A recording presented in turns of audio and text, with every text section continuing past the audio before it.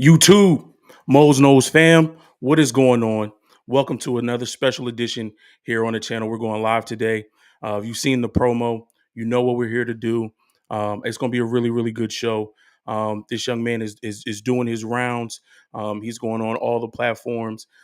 He's trying to let you, the fans of all 32 NFL teams, he's trying to let all the 32 NFL teams themselves know that he is somebody that needs to be on their roster. Before we introduce this young man and before we get our show started, first, we want to send our prayers, our love, and our condolences to the family and friends of Dwayne Haskins in a tragic accident. He has passed on. So it's something that you never want to hear. He would have been 25 on May 3rd, a life that is taken from us way too soon. So again, we want to send prayer, send condolences, and we pray that God's comfort and healing hand is over the lives of his family and friends. Moving on to our guest for today. Um, this young man is doing some really, really special things. I've had the pleasure of watching some of the interviews that he's done, and the way that he is speaking about his journey is something that I feel like is important for all of us to listen to. I get really excited to speak to young men like this because you hear the passion in his voice, you hear the commitment to his craft and to something that he loves to do, but you also hear and you understand, and it reverberates with you that it's bigger than him. So we're gonna bring him in. He was on my brother's show last night over on Nitty Gritty Niners with Wayne Breezy. Shout out to Wayne Breezy. Shout out to my co-host Crystal Peachy B. Fair to God. And I asked the question. I said, last question before y'all jump off. I said, when is Mike coming on the show? And Mike said, listen, I'll jump on today. I'll jump on tomorrow. It's whatever. Man of his word. He's here today. None other. And now I'm going to help y'all because Breezy said it yesterday. Some of y'all not paying attention. This man has said his name multiple times and y'all not really saying his name right. So we're going to get it right today. And for a reference for my hip hop heads, think of LL Cool J's song, classic song, I'm Bad. We got to talk about that too, Mike. I'm Bad. Please welcome Texas Southern University's own Michael LL Cool J. I'm Badejo. Let's bring him on the show right now. Mike, what's good with you, bro? Man, what's going on, man? Appreciate you having me. Man, I appreciate you coming on. Like I said, you said, listen, I could do today, I could do tomorrow. It's up to you. So whatever, let me know. And like I said, man of your word, you are here today. I'm gonna start with some icebreaker questions. Then we're gonna get right into football. My first question for you is, we big guys, we men in the trenches, right? So sometimes we like to snack. You know what I mean? We love snacks. I've been doing good with my diet and eating right and getting rid of the sugars and stuff. But my wife, she don't want to see me win sometimes. I love you, babe, but she brought the kids some Fruit Loops, and my willpower didn't make it through to not get a bowl of cereal. So what's your guilty pleasure? What's your snack that you don't let your athletic trainers know that you had the night before or whatever? Yeah, I'm big on brownies. I love them brownies, Oh, man. yes. It's hard. I be seeing them. I be like, my girl be cooking them sometimes. She be baking. I be like, why are you doing this? Why are you teasing me? Like, I'm about to leave. I'm about to travel to the hotels. Like, why are you doing this? But my go-to is them brownies, man, and the Rice Krispies. Love Oh them man. Rice Krispies, man. Oh man, okay. See, we couldn't have been roommates because we would have we'd have been getting a lot of trouble with the snacks that we had, bro. For real, for real. Last icebreaker question. You mentioned it last night on Breezy show. Big car enthusiast. Seeing the Charger looking real nice. I see the two-tone wrap that you got. I saw the diffuser in the front. Did you wrap that yourself or did you take that to a shop to get it done? Yeah, so I took it to a shop out here in Houston. His name's Freddie Customs. Big shout out to him, man, because I think somebody had backed into my car at first, so it was green. It was like an army green, and then somebody had backed into my car. I was like, dang, I'm just like, what I'm gonna do? My homeboy hit me up and sent me his page, and I seen all the raps he did. I was just like, oh yeah, for sure, I'm gonna go ahead and do that split, down the middle, half and half. because I seen he does that a lot on his page. But yeah, shout out to Freddie Customs. That's awesome. I'm trying to be a part of the Dodge family as well. At first, I wanted a Rebel until that TRX came out. Yeah, that's something So I different. so I got to do what I got to do to save up a little bit extra because I want that TRX. But I got a couple of friends that do auto custom work, so I actually want to take on the project of like wrapping it myself. I Mhm. know that's going to be a difficult task, but that's something that I'm thinking about doing. So when I finally get mine and I get mine wrapped up, I'll send it to you. We're gonna have to collab on the Dodge tip. All right, let's jump right into football, man. That's why we're here. First question for you, man, is what drew you to the game of football? What was it about football that you said, you know what? Yep, that's my sport. Yeah, just growing up, I was been playing football, pee wee and all that. But I had to just find that sport where I could just be fully aggressive. Being able to just to tackle somebody or just being able to be so violent and aggressive in the game. To release so much stress. Nobody's perfect. You don't have some stress on you, but being able to do that in the game of football, it was just the one for me. I was playing soccer, baseball, track, basketball. I did all that, growing up, high school, but figuring out that football was for me, I fell in love with it quick. I think a lot of people don't really understand how much playing football is a stress reliever. Um, I was just telling my wife I was, going through some things, with myself, at work and things like that. And I still play football a little bit. I play flag football, so um, they got me on the offensive line because it's only 7-on-7, and I wanted a bigger dude. So they took me out off of my natural D line position and got me on the offensive line. But, you know, I was playing the game and I gave up no sacks, no holding penalties, nothing. And I was actually bored because like I couldn't get that aggression out. Like it was too easy that particular game. I like it when it's a little bit difficult. I like it when it's challenging. I like when every single snap I got to come with 100% because it's like you said, sometimes you just need a place to release some of that. For me, being a father of four, being married, you can't release that on your wife and your kids. They didn't do anything to deserve that, right? So why not do it against somebody that's not in your household, somebody that's on the opposing team that you don't care about? So I oftentimes don't think people outside of the sport understand really how important that stress relief is to kind of get some of that stuff off. It's a great motivating factor. You talked about all the different sports that you played, and I read somewhere that pee wee football, high school football, you actually played quarterback and running back. How do you think your experience playing those positions is helping you become and continue to hone your skills as a pass rusher? Yeah, that's a good one too. Just being able with the fact that I played quarterback and running back and knowing offensive schemes kind of helped me on with being a defensive end. I know how an offensive lineman is going, set his pass set on the defensive end just because, he had to protect me as a quarterback. So I know the different angles, I know ways to get around it. So it was kind of a easier process for me, transition from quarterback to DN, knowing about my pass rushes and how to stop the runs. It was kind of easier for me just because I know the process. Absolutely. What are some keys that you look for um, in an offensive lineman to kind of give you the edge or kind of help you dictate what move you're going to use? Yeah, it kind of depends on his stance. Now good offensive linemen, they stand at 2 point stance, for a run block or for a pass. But majority of the time, an offensive lineman can't lie to you. His demeanor, his eyes, really my big take is probably his eyes. If he takes a glance at you and then looks back to the ground, he's trying to see where you're at, without knowing that you're looking at him, So if he takes a glance at you, you automatically know he's coming at you for a run.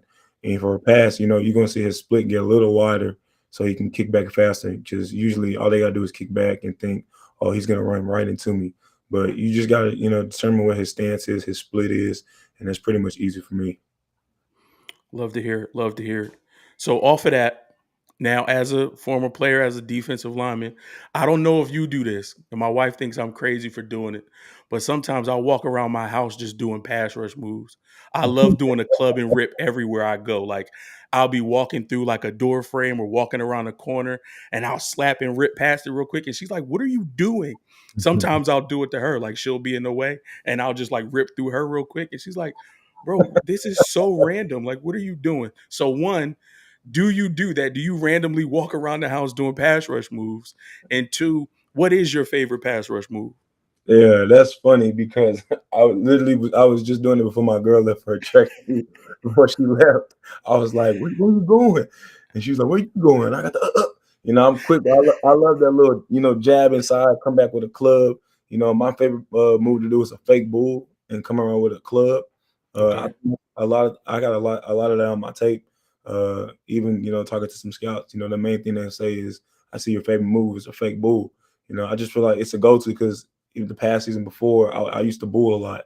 So I feel like, the upcoming season, they're probably expecting me to bull a lot. But, after I mastered faking the bull and getting around the offensive lineman, it was really hard for them to stop. Are there any moves that you're working on perfecting now to add to your arsenal? Yeah, I really want to work more on the spin move. Like, I can. It's kind of natural working on your after move with countering back in with a spin, but I want an actual move to be on running up the field and work on that spin already.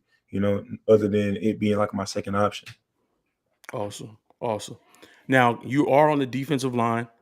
Um, they usually try to pigeonhole us big fellas into the higher numbers. But at SMU, before you transitioned to Texas Southern, you wore number 7. Texas Southern, you wore number 1. What went into the single digit number jersey choice? I really think pretty much just because from high school. When I was at high school, I already had number 3. I had number 3, freshman year all the way to my senior year. Then when I was going to SMU, somebody already had number 3, and he was still gonna be there. So, my position coach then, he was like, "You can have number 2 or number 7." But then I was just in my head, I was like, "He's already offered me some little numbers as a defensive lineman." I'm over here thinking like, he might be lying. So I'm like, let me just go with 7. I didn't want to go to 2, the closest number to a little number. He probably didn't want to give it to me. But I ended up getting number 7. I was still shocked that I got it. But, I made some shake with 7. 1 was different, though, when I came to TSU because I wanted 7. But it was different because after that spring practice, well, getting close to the spring game, my head coach put me in the office. He was like, how do you feel about having number 1? And I was just like, in my head, I was like, I want 7, but you telling me to take number 1, like, obviously I'm gonna say yes. I was like, yeah, I don't mind taking number 1. He was like, okay, cool, go earn it. I'm just like, all right, I'm gonna do that regardless. So, nonetheless, I ended up getting number 1. My old roommate actually sent me the roster. He was like, bro, you got number 1. Like, obviously, I didn't talk about it with anybody. Like, I just kept it to myself. And then when he sent me the roster, he was like, bro, you're number 1. What the heck? I was just like, dang, he really gave me number 1. So that meant a lot. Absolutely. That's a great story, man. Thank you for sharing that. Like, for a coach to come in and say, "Do you want number 1?" I think 1 is synonymous with obviously being number 1, being the best, doing what you can to succeed. But for him to say, "Go earn it," and you doing that, and then the roster come out, you see that you had jersey number 1. Listen, kudos to you, bro. That's an amazing story. Um, moving on a little bit. Every region in this country says that they have the best football players. You go to Florida, you ask the Florida boys, they the best. You go to New Orleans, you ask them NOLA boys, they the best. You go to California, they tell you they the best. You from Texas. Texas got a argument that could be upheld in this discussion too. Tell me, what does Texas football mean to you? And does Texas produce the best football players? Let's keep it 100. Man, Texas football is it's just crazy. You got guys, not even by myself. You got guys that are just die-hard go-getters. They'll die for this game. At a young age, they would die for this game. And as crazy as it sounds, these guys were literally putting the work right after practice, do all the extra work, be there before the coaches get there, put in the extra work, even asking coach for more film during the day while we got class. This is my own experience with my own teammates. So it's just crazy how the game of football is just so crazy around Texas. Speaking of what my division with, who I played against and all that, it's a huge thing when it comes to like everybody playing in the same stadium and it's being packed out, being sold out every Friday. And we're just like, and people really come to these games. We get scouts from all types of schools. It was a big deal with TCU and SMU coming to games with their helicopters, and you know it was funny thing. It's like a little thing we had back home. We wanted them to land their helicopters on. Oh, land it on this side, land it on this side. What school you gonna support? Or both of them would land on one side. It was just kind of a thing back then. But Texas football is a huge thing. Guys just play with a lot of passion, very aggressive, and you take a lot of passion with it. That's what's up, bro. Awesome. October 30th, 2021. TSU versus Arkansas Pine Bluff. If I'm reading the stat line correctly, you have 5 quarterback hurries, 4 tackles for loss, 2.5 sacks. Can you walk us through that game and the mindset that you had to go out and dominate in such a crazy way? Yeah, every time we step on the field, getting the opportunity to showcase for Texas Southern, it's huge to me. So, and being, in our backyard on the home field, it's always huge. And I think that was a game when I had one of my aunts come to the game. She never been to a game before, and she one of my favorite aunts. She's always been so busy with work, so I knew she was at that game. My mom, she's always there. My girl, everybody's over there. But it was just one of those games where you watch the film, you see what you're about to get, and it's a team that doesn't change no scheme. Sometimes, majority of the time, everybody on the schedule, they're changing their scheme, they're changing something at least every week. This team never changed anything, so this was probably our easiest game on the schedule. They didn't change no scheme at all. So I'm just like, okay, these guys do power read all the time. If it's a down block I'm getting from my tackle, this guy's gonna pull it every time. The quarterback, he wants to pull the ball. So this is a game with me and the quarterback. I'm gonna be in his face all the time. And kind of what happened, you read the stats, man. I kind of went out there and just balled, for my family, for my teammates, for my coaches. Piggybacking off of that, another one of these ad libs I was telling you about. Real quick, man, just describe the importance of family to you and what it means when you go out on that football field with Badejo on the back of your jersey, playing for that name, playing for your family. Just just describe for us the importance of that and what that means to you. Yeah, it truly means the world to me, to have my family at, every single game. They do whatever it takes to come to my home games, come to my away games. But it's huge to me. If I feel like they're not there, it's like a missing part in my heart that that feels empty, and I feel like it's hard to even play, without them being there because they've been there. It's been a norm for me. They've been there since I've been playing football. So, just being able to showcase my skills, not just for me but for them as well, and just building that brand of the name that's on my back, it just means the world. And I know there's so many people out there that kind of support what I got going on, and that's kind of my biggest thing. Like, it's not always about me. I'm doing this for my circle, my loved ones. That's amazing, man. Excuse me. Okay, tell us about your experience at the 2022 HBCU Legacy Bowl. What was that experience like for you that week leading up to the game? And what did you learn? And how do you feel that that experience will help you as you prepare for the NFL? Yeah, that was a great experience I had there. Great 1 week session out there practicing. The coaches were very smart. I'm all about recovery. So the coaches were really smart about slowing down when we were getting close to the game, of just even jersey and shorts, walkthroughs, two-hand tag, no hard hitting. They were really smart about that because, you need guys to be available to showcase for this bowl game anyway, since it's the first one. But being able to just practice with the best of the best in all those conferences, and being able to be a part of that was a huge deal for me. Even also meeting with those scouts, we meet with the scouts like around 9 p.m., like later after all the practices and stuff. And, I had the opportunity to meet with about 12 scouts. So that's really for me because even one scout would be cool, but 12, that's what's up. But definitely getting that experience and all that knowledge I made and the bonds I made, that definitely is going to, be with me with this process. Absolutely. Before we get to the next question, shout out to Breezy. He's in the building. He says, "My dude, Michael Badejo, I love his grind. Had a show with you yesterday. Still took the time to tune in. That's why this guy right here is my brother." Shout out to Callie Young, another brother. He says, "Mose, what up? Michael, what up? And 49er Chanel, what up, faithful?" Um, So this next question is kind of ties off that previous question, but what does it mean to you to be a part of the next generation that is propelling HBCU football into the spotlight? We see what players like you are doing on a daily basis. We see what former NFL uh, pro and Hall of Famer Uncle Prime. We see what he's doing at Jackson State University. But what does that mean to you to be a part of this next generation that is continuing to propel HBCU football into the spotlight? Man, it means the world to me. Kind of like I said, a lot of these things I'm doing, trying to promote, is for the next generation, for the next people that want to, step foot and go to HBCU.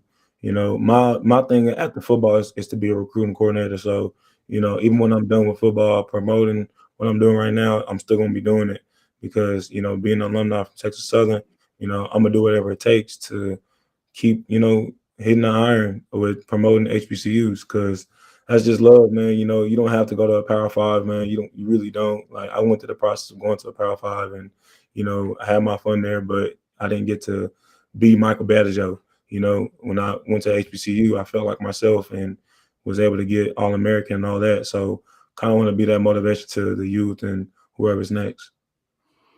He humble, y'all, but 4-time All-American, 4-time team captain.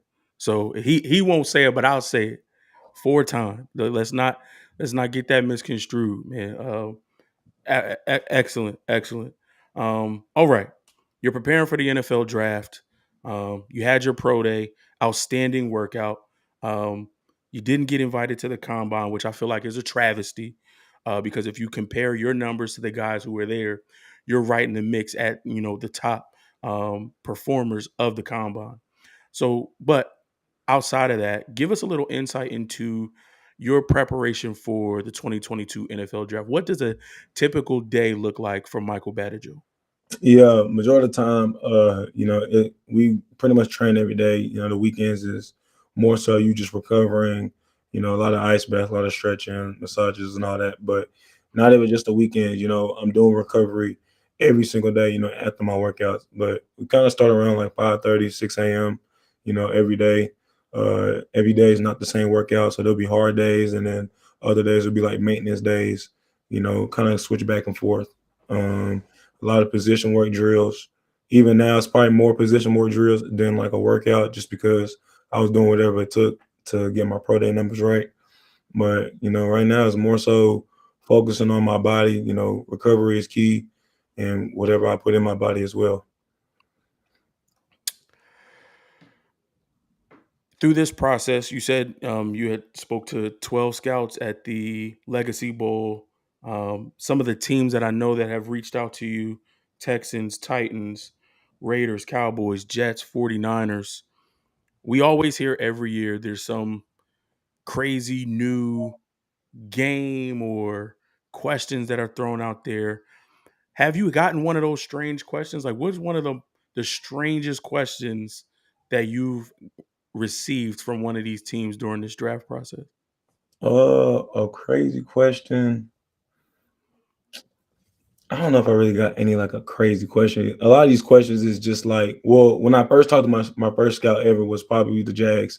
Uh, it just kind of threw me off when he asked me everything about school and my family. He didn't say nothing about football, so that kind of threw me off. But after I kind of figured out the game and then met with other scouts. They always kind of doing the same thing.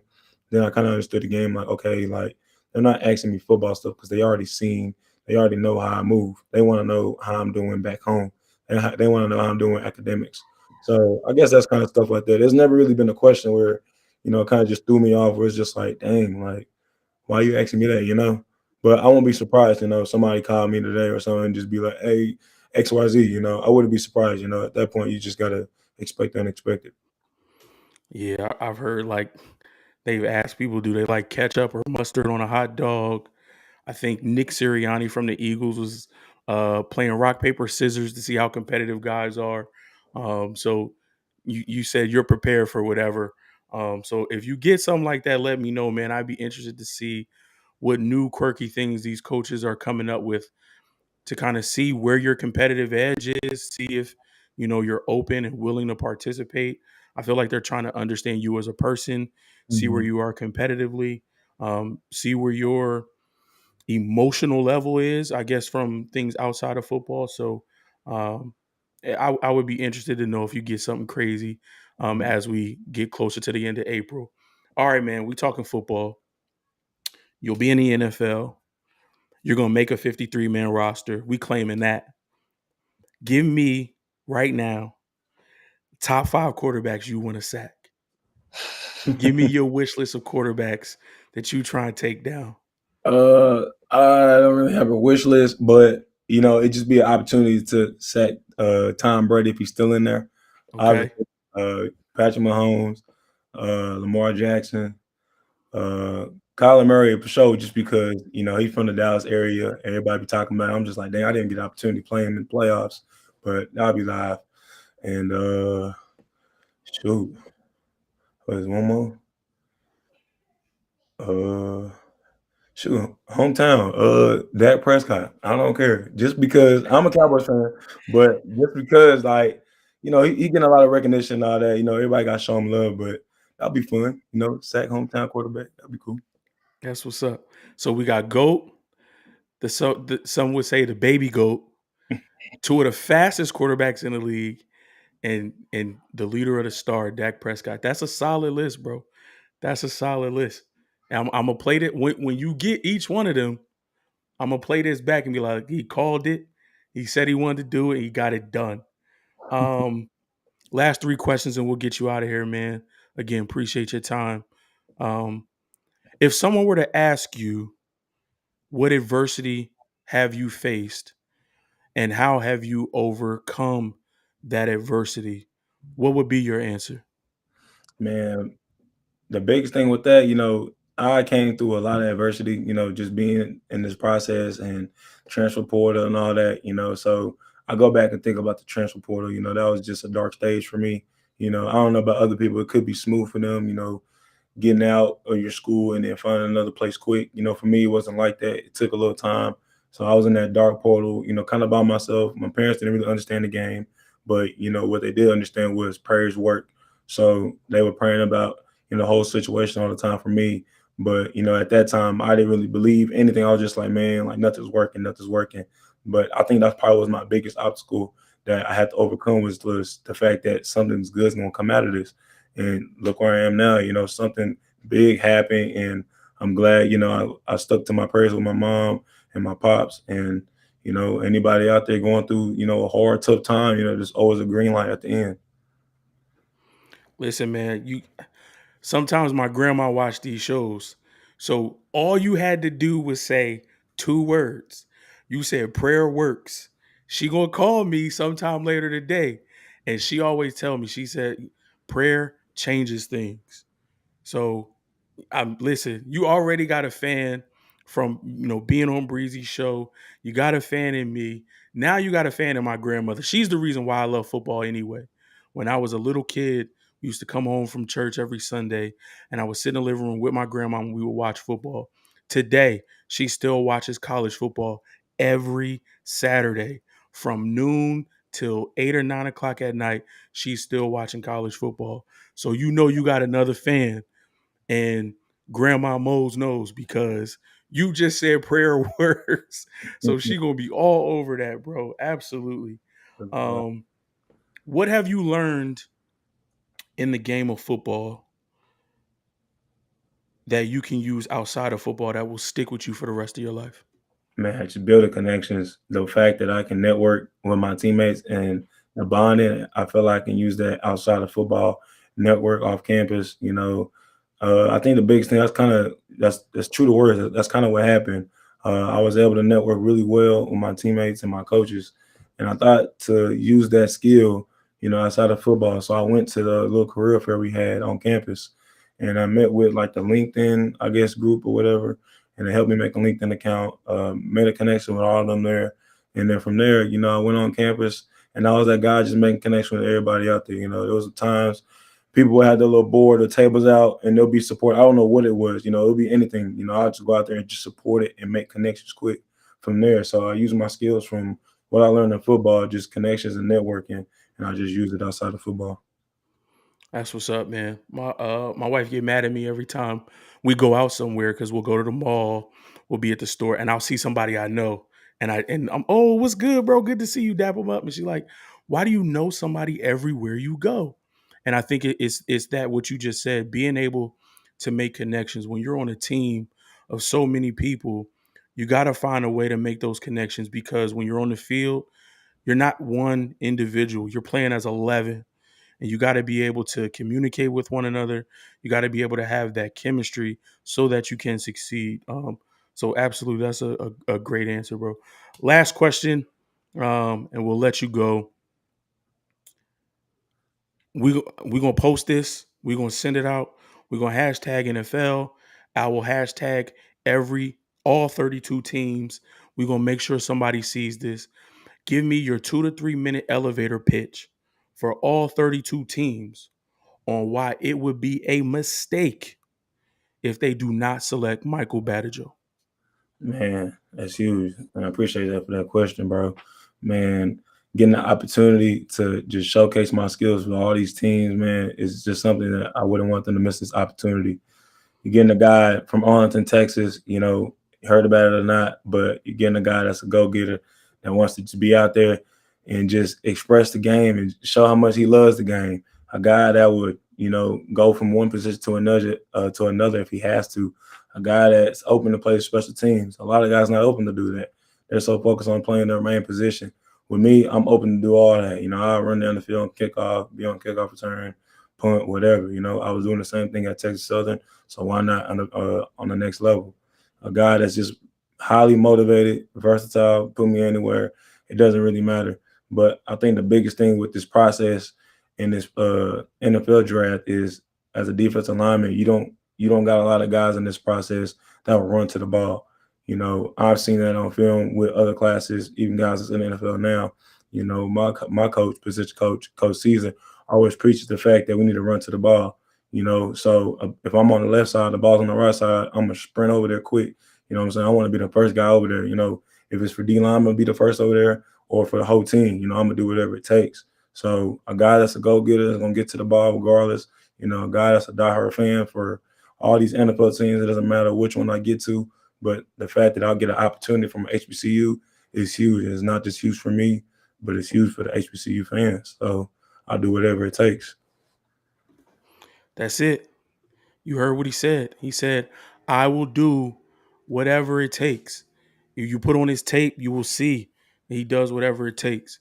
You will see based off of, you know, you can take him at his work. I can tell you that, but you can take it from me. You can take it from Wayne Breezy. You can take it from all the other content creators that he's spoken with.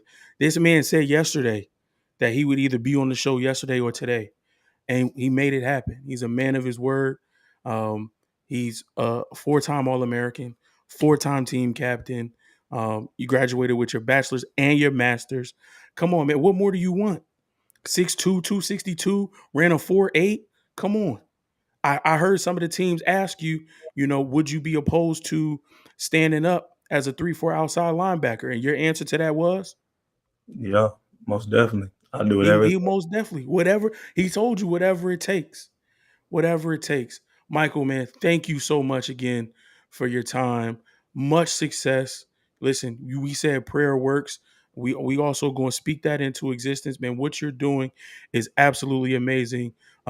Much health, much success. Continue grinding. Again, all of your hard work is going to pay off. I can't wait till they announce where you're going because me and Breezy. We already talked about it. We're gonna be one of the first ones. We're gonna get that Michael Badejo jersey. We're gonna have that. And then listen, wherever your first game is, depending on where the Niners is at, because if they at home week 1, then we might have to go to the home opener. But we may have to come to your game, have that Batter Joe jersey on, and be right in that same section with your family cheering you on, bro. Much love, much success. Again, thank you for everybody for tuning in. We're gonna post this up. I'm also going to cut up and chop up some clips so you can watch the entire interview or you can watch little segments of that. Mike, I'll send you all that stuff as well. Again, appreciate everybody for coming through the Mose Knows. Michael Badejo, edge rusher, Texas Southern University. He will be on a 53-man roster for the 2022 NFL season. Love and appreciate everybody, and we'll catch y'all next time. Peace.